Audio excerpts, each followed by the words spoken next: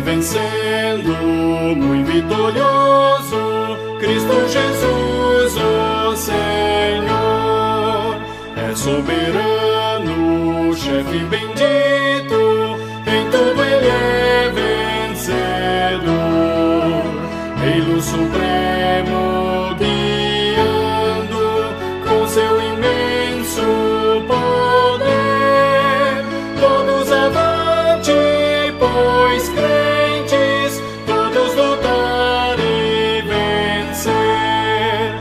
Não é dos fortes a vitória, nem dos que correm melhor, mas dos fiéis e sinceros que seguem junto ao Senhor, sempre vencendo, muito vitorioso, Cristo Jesus, o Senhor, em suas hostes inumeráveis, seu grande império e fulgor, em seu governo demonstra cuidado e amor sem igual, sempre nos ama e protege com seu poder eternal. Não é dos fortes a vitória, nem dos que correm melhor, mas dos fiéis e sinceros que seguem junto ao Senhor.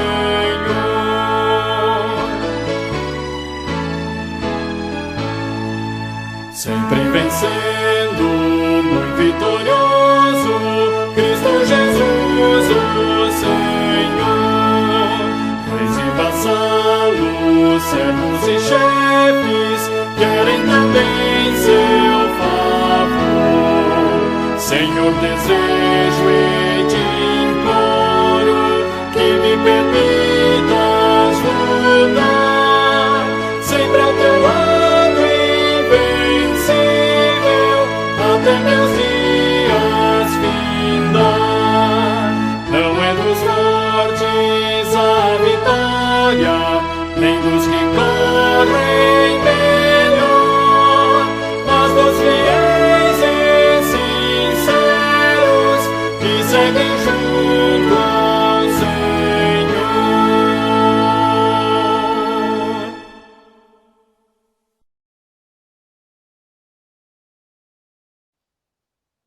Que a graça e a paz do Senhor Jesus esteja com todos.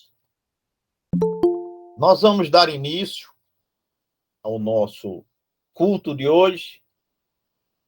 E eu gostaria de iniciar pedindo ao pastor Davi para fazer uma oração nesse instante, pedindo a bênção de Deus para nós. Excepcionalmente, nós não vamos ter hino hoje, né?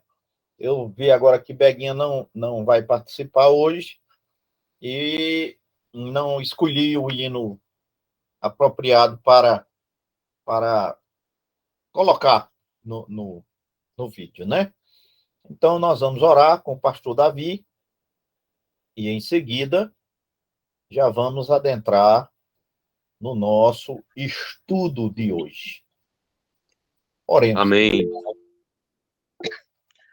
Santo Deus, nós queremos, Senhor, nesse instante, assim como foi sugerido pelo pastor, que o Senhor nos abençoe, que o Senhor derrame sobre nós as mais ricas bênçãos celestiais e que nessa noite, como sempre o Senhor tem feito, tu venhas falar aos nossos corações, venhas esclarecer as nossas mentes, a tua palavra, venha renovar, Senhor Deus, a nossa esperança em ti através do estudo da Escritura Sagrada, Pai. Ser com o pastor Saul, que irá ministrar o estudo, que ele possa ser um instrumento, mais uma vez, nas tuas mãos, que venha abençoar e nortear os corações do teu povo. Muito obrigado a Deus pelos irmãos que já estão aqui conectados. Pedimos por aqueles que ainda, porventura, irão entrar e também por aqueles que, por algum motivo, não poderão estar conosco. Oramos assim, agradecidos em nome de Jesus. Amém. Amém, querido. Irmãos, nós vamos continuar estudando ainda a respeito da lei, embora não estudando diretamente a lei, mas a sua importância e a sua utilidade para nós que estamos vivendo o tempo da graça. Então, hoje, nós vamos tratar do tema a utilidade da lei. E, claro, irmãos, nós nos baseamos na palavra do Senhor, naquilo que o apóstolo Paulo traz para nós, e vamos ler Gálatas, capítulo 3, versos de 23 até o verso de número 27. Gálatas, carta do apóstolo Paulo a Gálatas, capítulo 3, versos de 23 até o verso de número 27.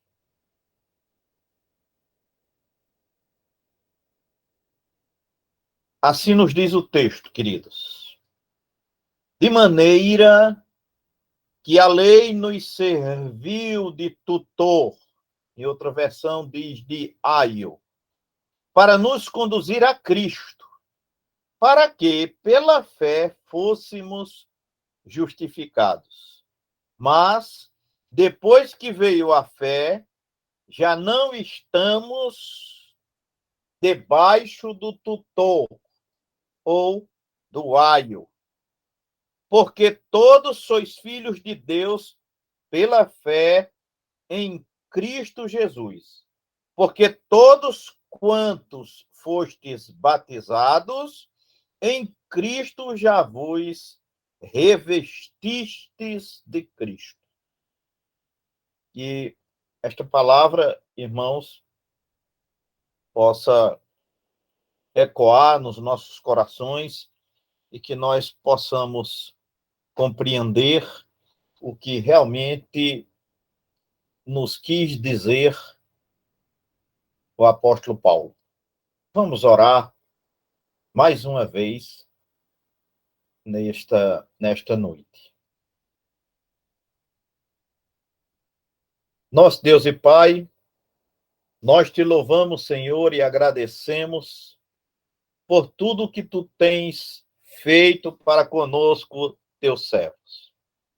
Neste momento que nos preparamos para ouvir a tua palavra, nós te rogamos que o teu Santo Espírito seja o nosso instrutor para que possamos compreender as verdades que tu queres nos ensinar através da palavra do teu servo, o apóstolo Paulo.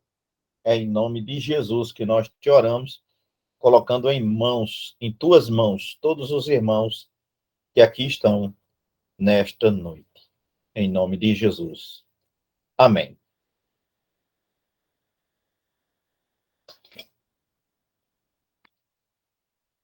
Queridos, eu gostaria de repetir apenas os versos 23 e 24, que diz assim: Mas antes que viesse a fé, estávamos sob a tutela da lei, e nela encerrados.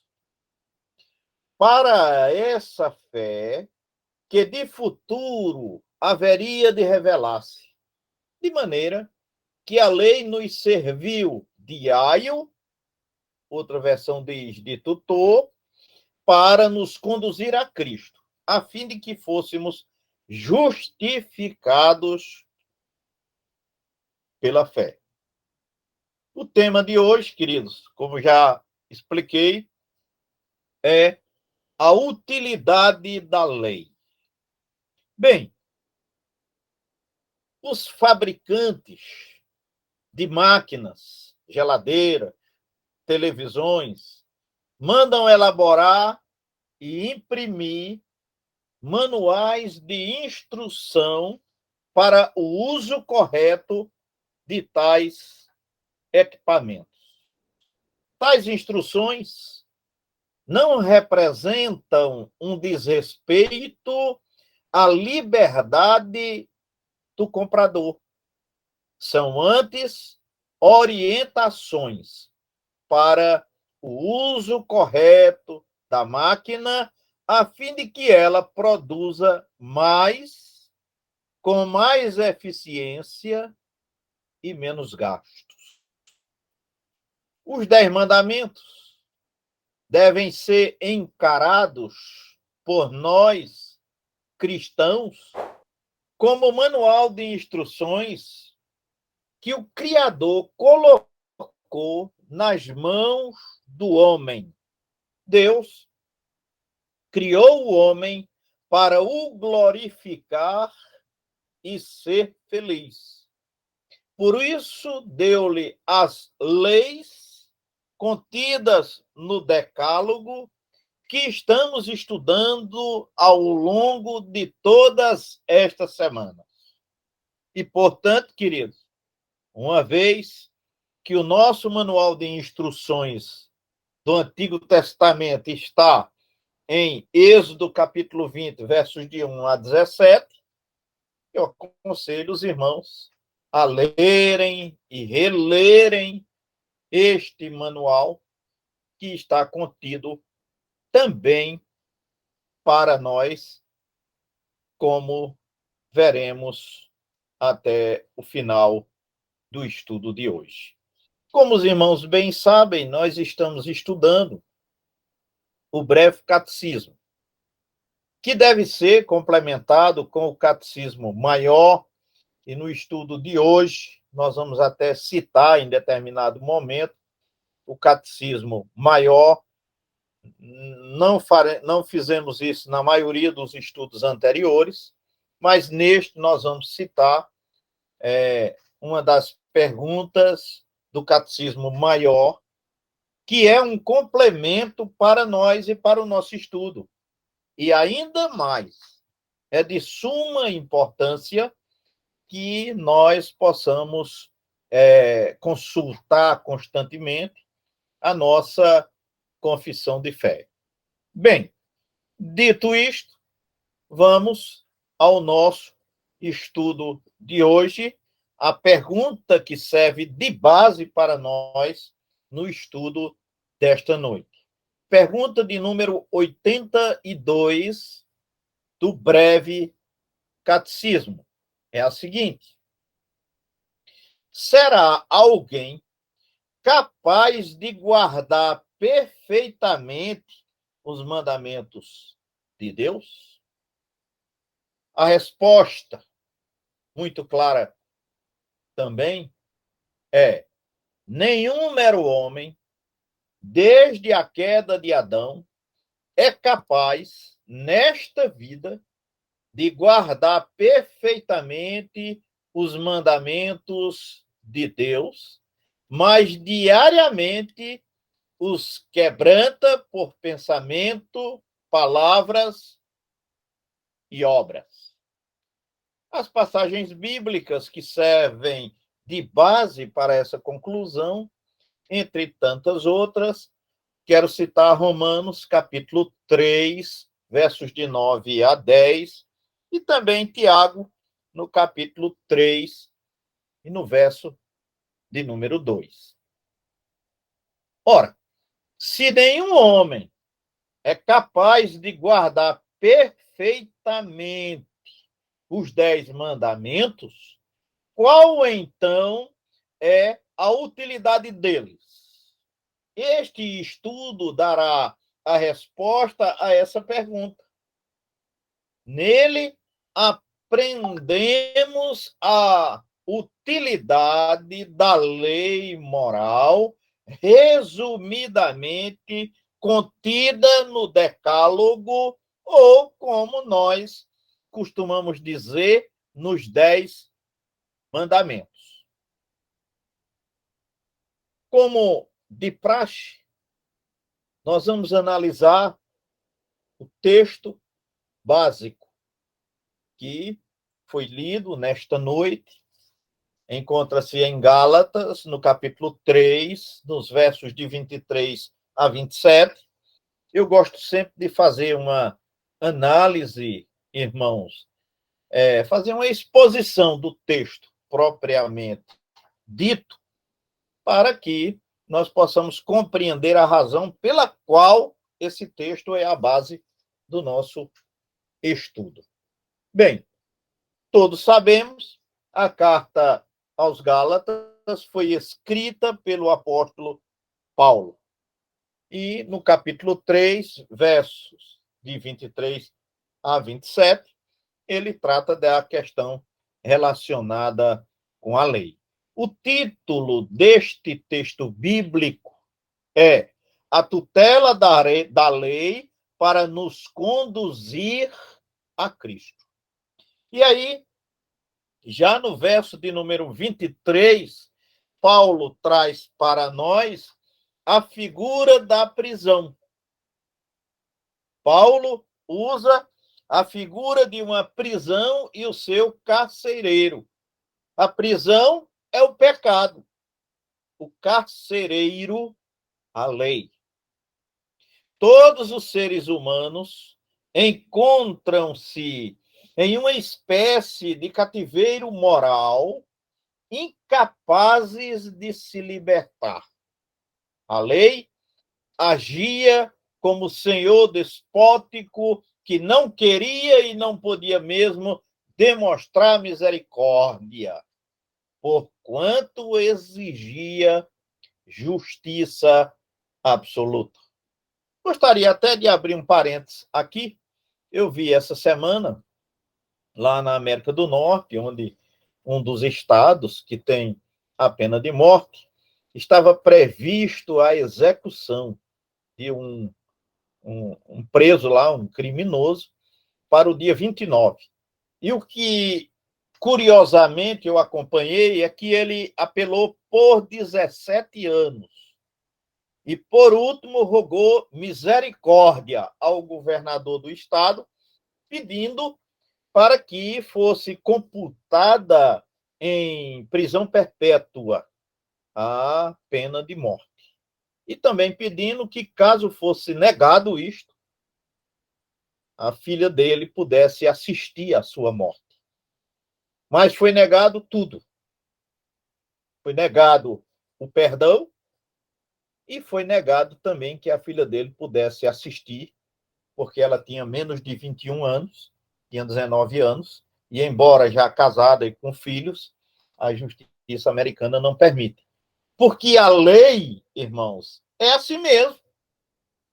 A lei é dura, é inflexível e não tem misericórdia. A lei está para ser cumprida na íntegra e os infratores terão que responder por ela. Paulo está dizendo isso aqui a gente. Ele está dizendo, olha, vocês, eu e vocês, éramos escravos do pecado, estávamos tutelados por ele. Essa é a palavra que Paulo traz aqui. No verso de número 20, ele diz, a lei é o tutor, ou a lei é o aio. A lei nos servia de aio para nos conduzir a Cristo. No original aparece a palavra grega para tutor mesmo, traduzida para a nossa Bíblia por aio. O tutor era geralmente um escravo de confiança que tinha a obrigação de cuidar de uma criança dos 6 aos 16 anos de idade. A sua principal tarefa era levar a criança à aula, cuidando para que nenhum perigo a ameaçasse. A função da lei, portanto, é conduzir o homem a Cristo, o Mestre. É neste sentido que Paulo usa aqui a expressão que a lei é o tutor, é o condutor, é quem nos leva a Cristo. No verso 25, ele fala sobre a autoridade do tutor. que é a autoridade da lei. A autoridade do aio ou do tutor sobre a criança era muito grande. Ele podia, inclusive, discipliná-la. Quando, porém, a criança completava 16 anos, cessava a autoridade do tutor sobre ela. Vindo a fé, já não permanecemos subordinados ao tutor ou subordinados à lei. É isso que Paulo está dizendo. Isto é a lei. Quando fala de tutor, ele está falando da lei nesse texto.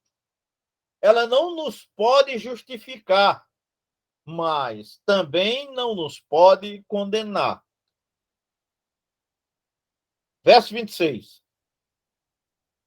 A mediação de Cristo. Verso 26. É sobre isso que Paulo fala, né? Agora, diz ele, mediante a fé em Cristo Jesus, somos filhos de Deus. Fomos aceitos como filhos de Deus, mediante a fé em Jesus Cristo. Também neste sentido, João, no capítulo 1 e no verso 12, fala a esse respeito também. O sentimento de fracasso que a lei imprime no homem o faz consciente da sua incapacidade para alcançar por obras a sua própria salvação.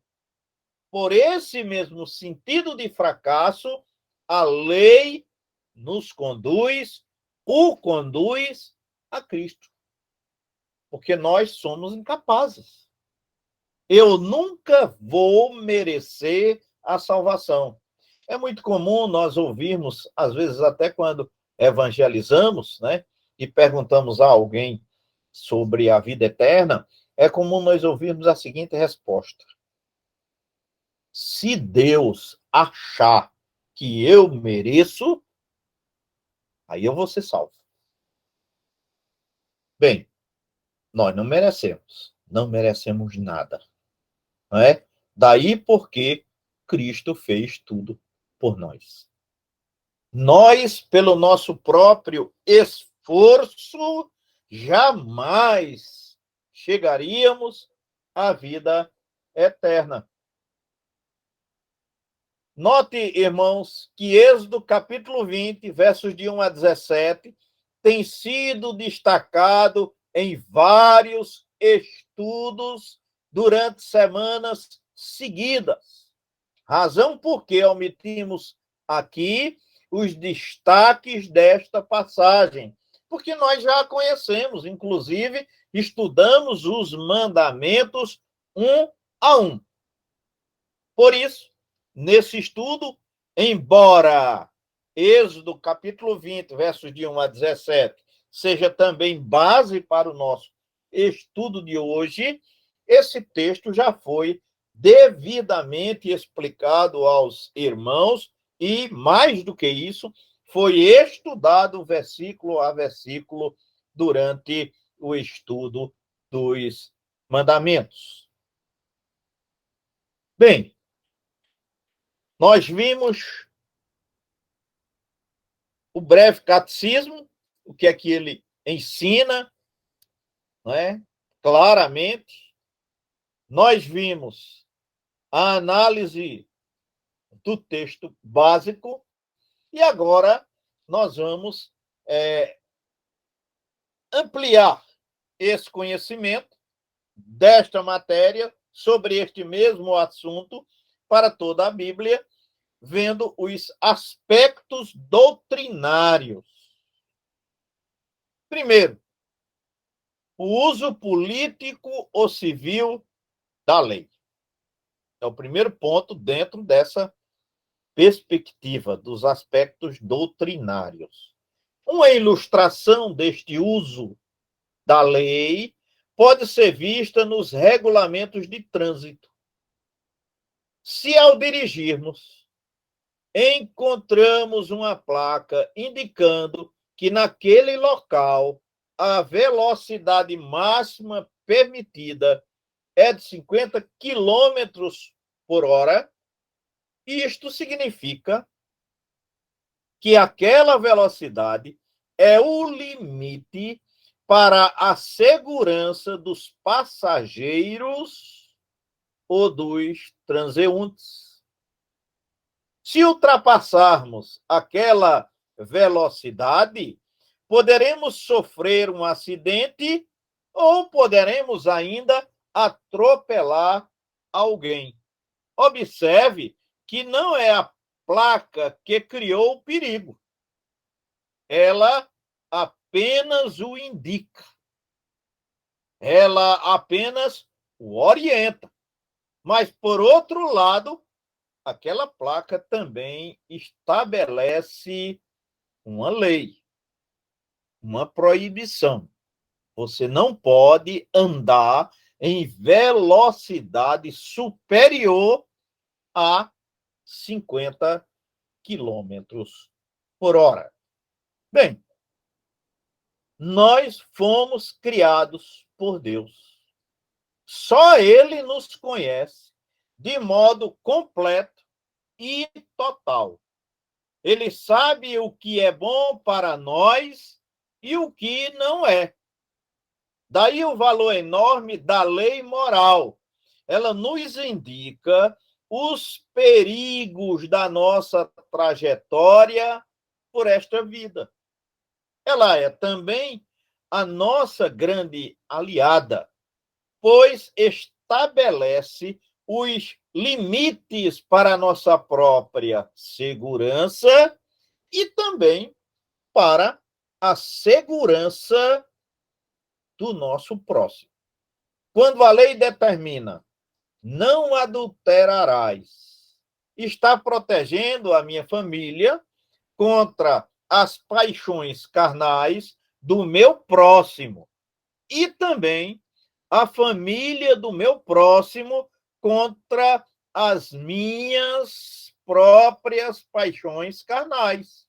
Assim, a lei serve para restringir o pecado. Não adulterarás. Deus está dizendo que não quer que os seus filhos cometam adultério, por exemplo, né?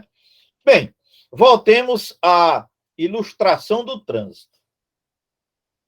Se não tivessem colocado aquela placa indicativa da velocidade máxima, o perigo existiria do mesmo modo.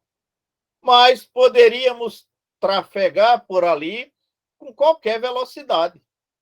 Com a placa, ficou diferente. Se ultrapassarmos a velocidade permitida, cometeremos uma infração. Se Deus não tivesse determinado, não adulterarás, o adultério seria a mesma calamidade, que de fato é. Mas o adúltero não estaria cometendo nenhuma infração, porque não existia uma lei proibitiva. Não poderia ser punido. Paulo diz na carta aos Romanos, no capítulo 4 e no verso 15, ele diz: onde não há lei, também não há transgressão. Mas a lei existe. Diz a palavra de Deus que é necessário que eu tenha conhecimento, é necessário que eu saiba, porque se não há lei, não há transgressão. É a palavra de Deus que diz isso. Com o estabelecimento da lei, ficou diferente. Quem cometer adultério será punido, pois quebrou a lei, quebrou a ordenança de Deus. Bem, a lei serve para restringir o pecado e para promover a justiça. Essa palavra está escrita por um dos teólogos mais famosos do mundo inteiro, que é Berkhof. Berkhof, vou repetir, diz: a lei serve para restringir o pecado e para promover a justiça. Essa é a finalidade da lei.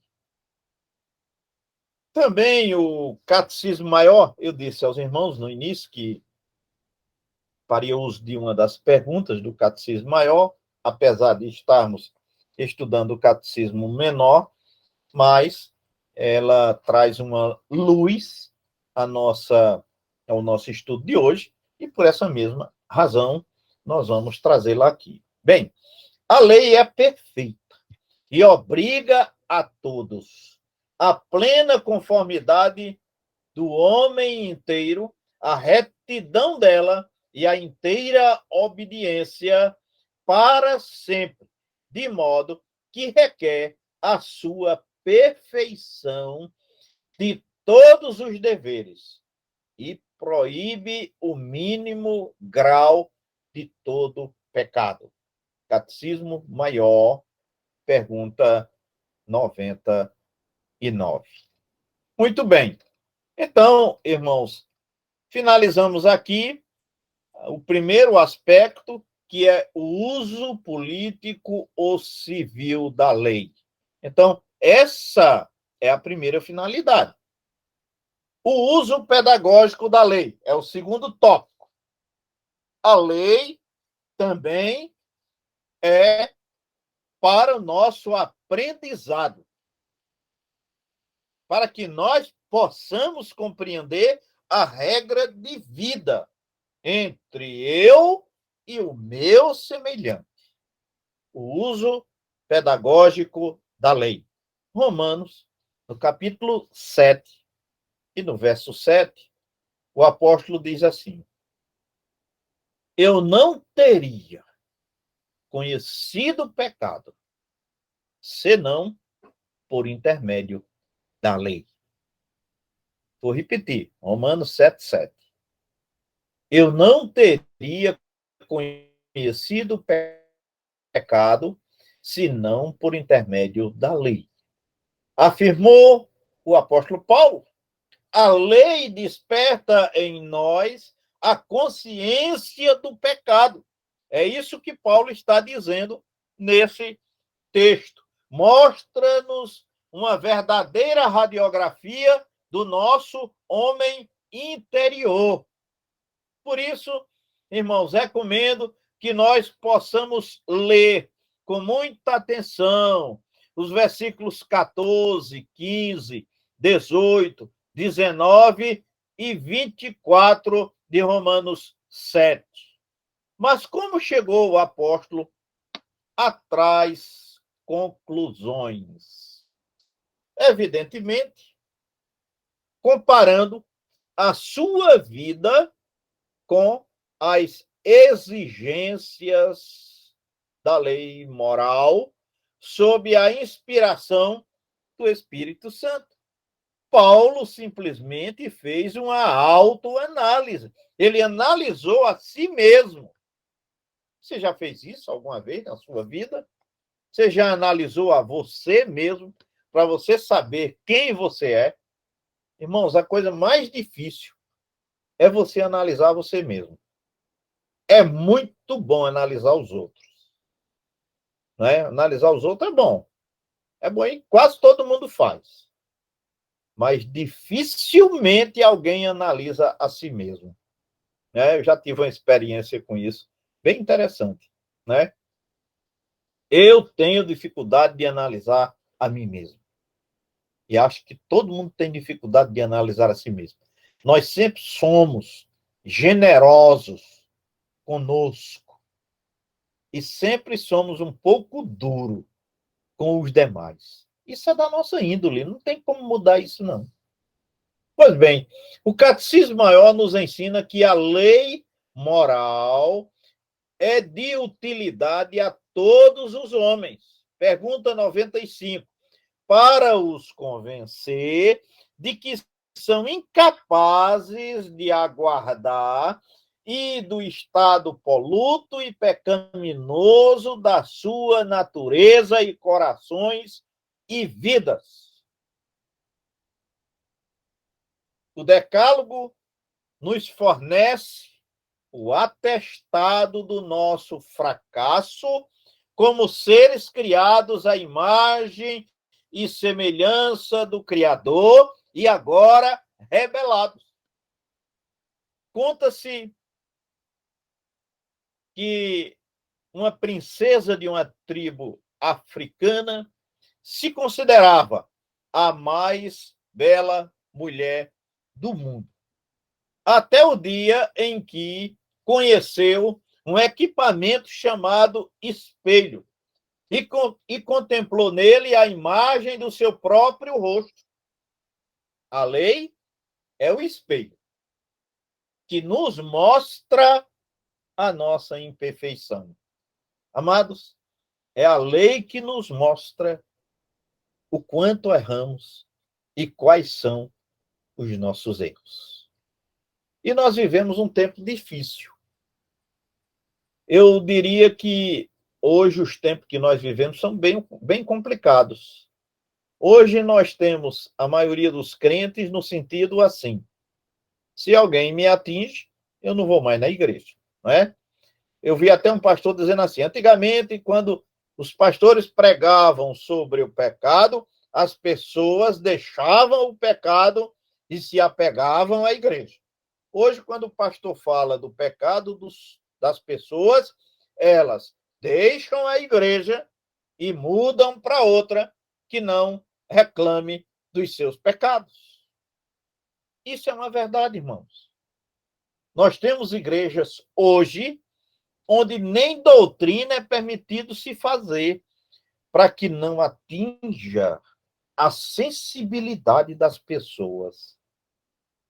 Mas o apóstolo Paulo está dizendo aqui claramente que nós precisamos mostrar o pecado para que o crente abandone o pecado. E o crente sou eu e você. Paulo fala e ele se coloca como principal. Não é? Ele diz: primeiro eu estou fazendo para mim. Pois bem, seria terrivelmente trágico se o Decálogo nos mostrasse apenas a nossa imperfeição, mas estaríamos ainda em pior situação do que aquele homem que ouviu do médico o diagnóstico de sua enfermidade. Após a descrição do seu quadro clínico, disse-lhe o médico: prepare-se para a morte, pois a medicina nada pode fazer mais pelo Senhor. A palavra de Deus nos diz que não alcançaremos a salvação por obras da lei, mas afirma também, em Gálatas 3:24, que a lei nos serviu de tutor para nos conduzir a Cristo, a fim de que fôssemos justificados pela fé. Terceiro aspecto: o uso didático ou normativo da lei. E Paulo faz a pergunta: anulamos, pois, a lei pela fé? Essa é a pergunta do apóstolo Paulo. E ele mesmo responde: não, de maneira nenhuma. Antes confirmamos a lei. Romanos capítulo 3 e verso de número 31. Como este assunto tem causado controvérsias, vamos tratá-lo aqui nesta noite por partes. E vou abrir aqui um parêntese e fazer uma divisão da subdivisão. Né? Muito bem. Então, os irmãos viram que eu tratei de 3 aspectos. E agora, dentro do aspecto didático, eu vou abrir também outros aspectos para que a gente possa analisar e compreender melhor. Letra A.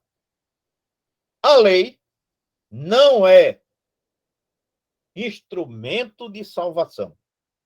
Vou repetir.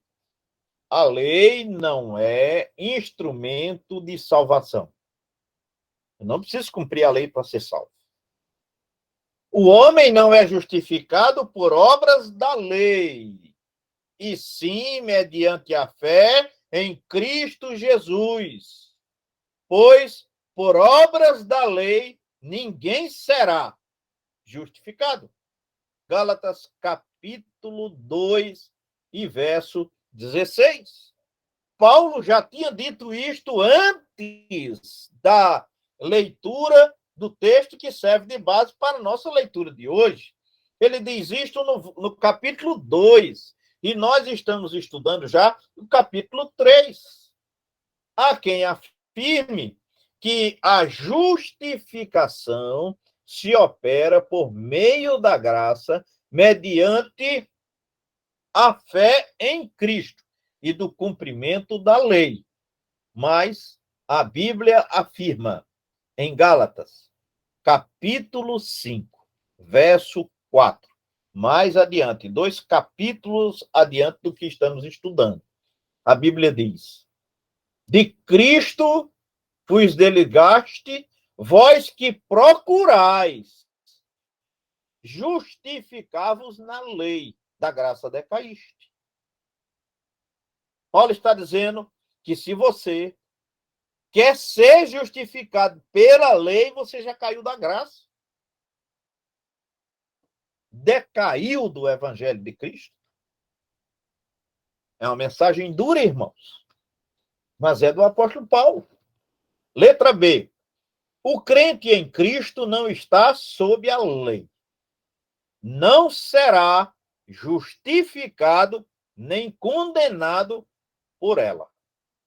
Não estais debaixo da lei, e sim da graça, diz-nos a palavra de Deus, ainda agora em Romanos, capítulo 6 e verso 14.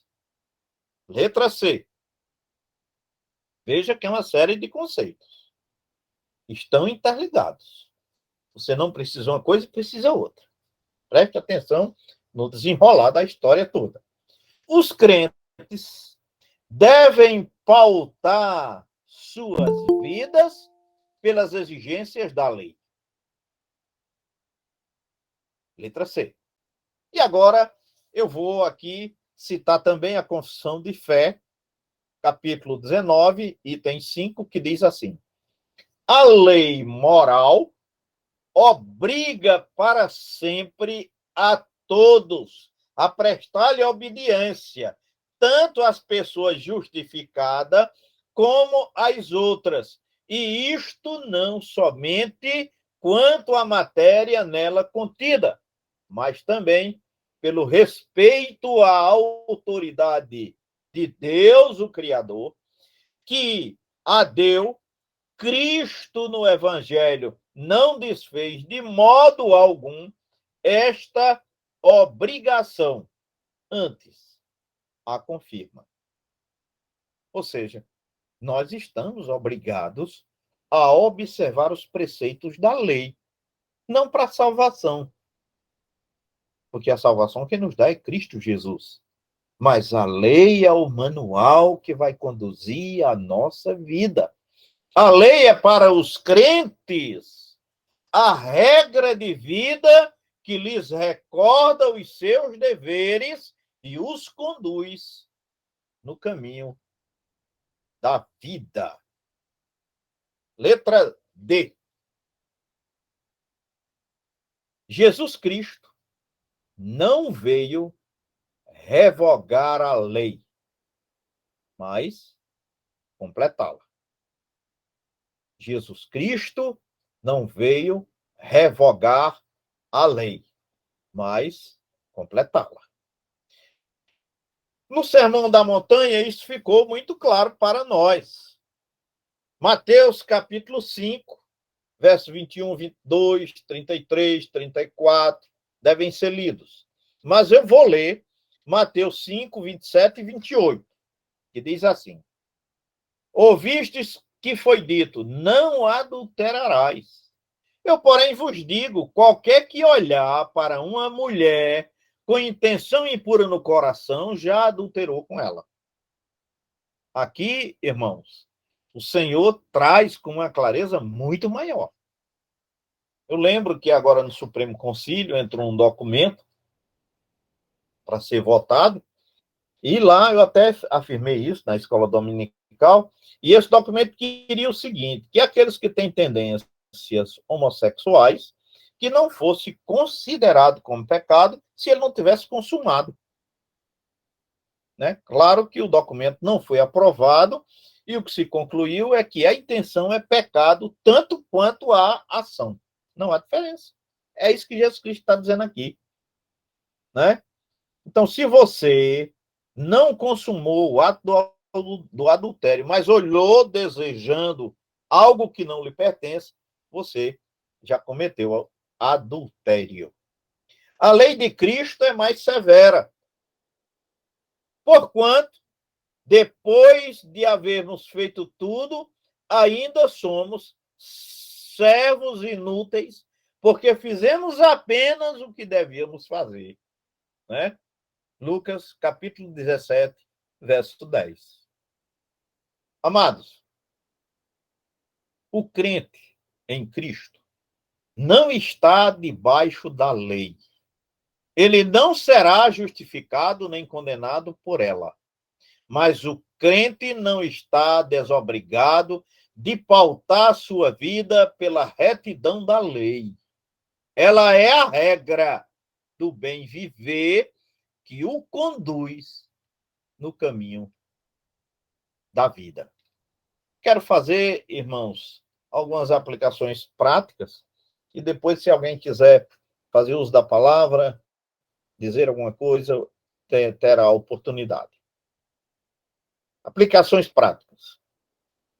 A palavra de Deus diz taxativamente: não há justo, nenhum sequer. Romanos 3:10. Diz ainda: tropeçamos em muitas coisas. Tiago 3:2. É quem nos diz isso. Isso nos mostra o quanto devemos a Cristo por ter ele cumprido a lei em nosso lugar. Grande deve ser a nossa gratidão a ele. Mas o fato de não podermos cumprir totalmente a lei moral não deve servir de pretexto para deixarmos de lutar por nosso aperfeiçoamento moral e espiritual. Devemos ter o mesmo sentimento que teve o apóstolo Paulo quando declarou, Filipenses, capítulo 3, versos de 12 a 14. Não que eu o tenha já recebido, ou tenha já obtido a perfeição, mas prossigo para conquistar aquilo para o que também foi conquistado por Cristo. Irmãos, quanto a mim, não julgo havê-lo alcançado. Mas uma coisa eu faço: esquecendo-se das coisas que para trás ficam e avançando para as que diante de mim estão, prossigo para o alvo, para o prêmio da soberana vocação de Deus em Cristo Jesus. Que Deus, irmãos, lhes acrescente as suas bênçãos e que nós possamos viver sempre melhorando a cada dia a nossa comunhão com Deus. Que Ele nos abençoe nesta noite, no nome de Jesus. Se alguém tiver alguma coisa a dizer ou perguntar, fique à vontade, né? O pastor Davi está aí, né? Pode responder. Muito bem. Muito bom o Bem, estudo, muito esclarecedor. Leva-nos à conscientização, realmente, o que aconteceu com a queda do homem, que não há nenhum justo, nenhum sequer, que temos o contexto da lei. Se fosse pela lei, era para sermos todos condenados realmente, porque quem acerta em 9 e errasse em 1, estava errando nos 10. Uhum. Graças a Deus, como disse o profeta Jeremias, as misericórdias do Senhor, a razão de não sermos consumidos, e Deus, antes da queda, providenciou a solução para nós, e Cristo Jesus é a solução. E o pastor mostrou muito bem no estudo, em cada texto, diante das perguntas do catecismo, cada mente a nós observamos. Quem obedece, agrada a Deus. Quem obedece, desagrada a Deus. Ou seja, quer provocar a ira de Deus. Muito bem. Esse foi o elemento. Muito bem. Bem, irmãos, não havendo perguntas, nós vamos encerrar esse momento com a oração que eu vou pedir à missionária Zélia para fazer, não é? E agradecemos a presença de todos os irmãos, lembrando que amanhã tem o culto da SAF, culto de oração, no horário costumeiro, e que domingo nós teremos a nossa escola dominical, culto à noite, celebração da Santa Ceia. Oremos com a irmã Zélia e estamos despedidos. Que Deus abençoe a todos, Pai, querido. Amém. A paz do Senhor para todos os irmãos. Paizinho querido, Senhor da glória, te louvamos, ó Deus, porque mais uma vez o Senhor nos deu a oportunidade de aprender de ti e contigo, através da sua palavra. E você usou tão bem o teu filho como instrumento para nos instruir em comandar na tua presença.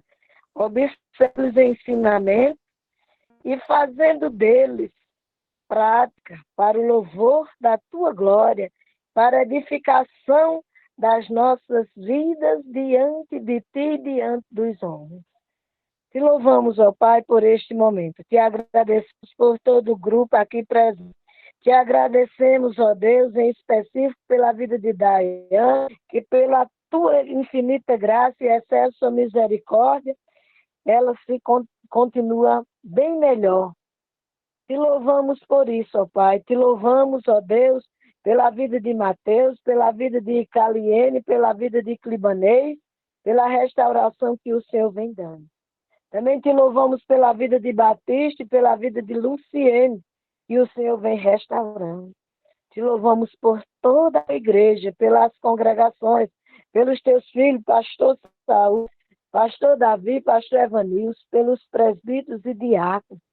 Te rogamos, ó Deus, que seja com todos nós, com todas as famílias, membros e congregados da segunda igreja presbiteriana. Te rogamos que continue nos conduzindo. Te peço também, ó Deus, que seja com o culto amanhã, que tudo seja de conformidade com o teu querer. Pois o desejo do nosso coração é de sermos achados diante de ti como convém a santos, de acharmos-nos na brecha da intercessão, em obediência à sua palavra. Te rogamos que abençoe todos que aqui estão. Abençoe todos que não puderam entrar. O Senhor sabe o motivo de cada um. Faça resplandecer a tua glória na vida da tua igreja. Em nome de Jesus. Assim te oramos e já te agradecemos. Amém. Amém, irmãos. Deus abençoe a todos. Deus abençoe a todos os irmãos, em nome de Jesus. Amém. Amém. Deus abençoe. Amém.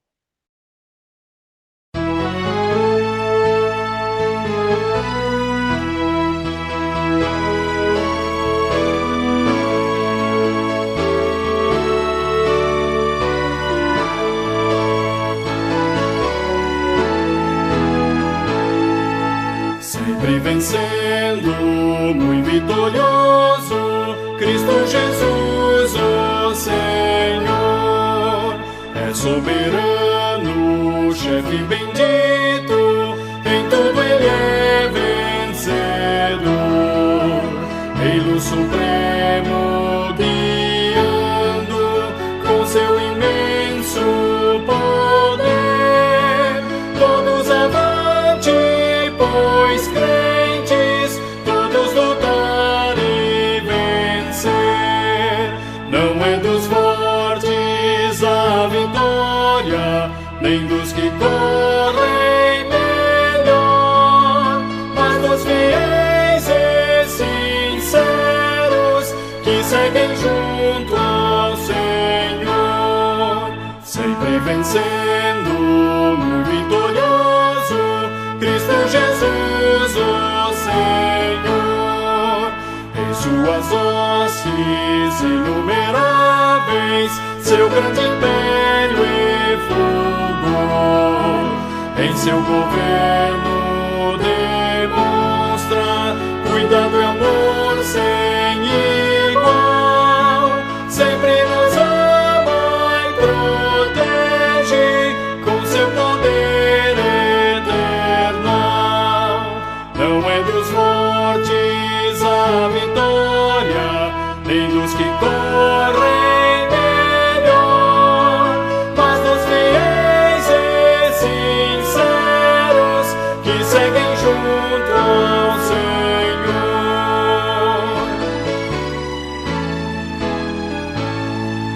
Sempre vencendo, muito vitorioso, Cristo Jesus, o Senhor. Reis e vassalos, servos e chefes querem também seu favor. Senhor, desejo e te imploro que me permitas lutar sempre ao teu lado invencível até meus dias findar. Não é dos fortes a vitória, nem dos que correm melhor, mas dos fiéis e sinceros que seguem juntos